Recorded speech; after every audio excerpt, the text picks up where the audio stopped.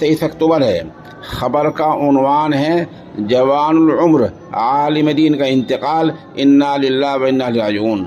खबर के लिए उनके बिरादर हकीकी और जमअत उलमा के ज़िला सदर हज़रत मौलाना मोहम्मद साजिद कासमी दामत बरकातुहुम और उधर कारी मोहम्मद लुकमान कमरी हमारे राब्ते में हैं। वो बता रहे हैं कि तवील इन लंबी बीमारी के बाद मुफ्ती मोहम्मद राशिद साहब का इंतकाल हो गया है।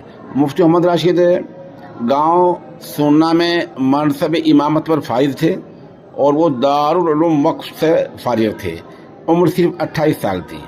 पसमानगान में 2 बेटे हैं। गांव सुन्ना में उन्होंने 6 साल तक नमाज पढ़ाई है। तदफीन अभी नमाज इशा के बाद गांव मुल्हेड़ा ज़िला मेरठ यूपी में है, उनके आबाई वतन में है। बता दूं कि ऐसे इमाम कम ही होते हैं।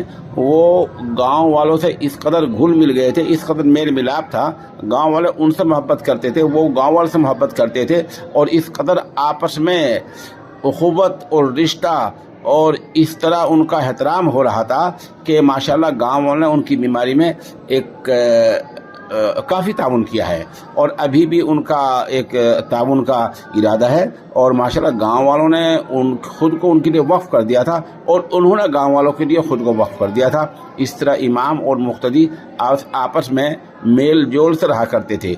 उनके इंतकाल पर पूरे गांव में गम का माहौल है।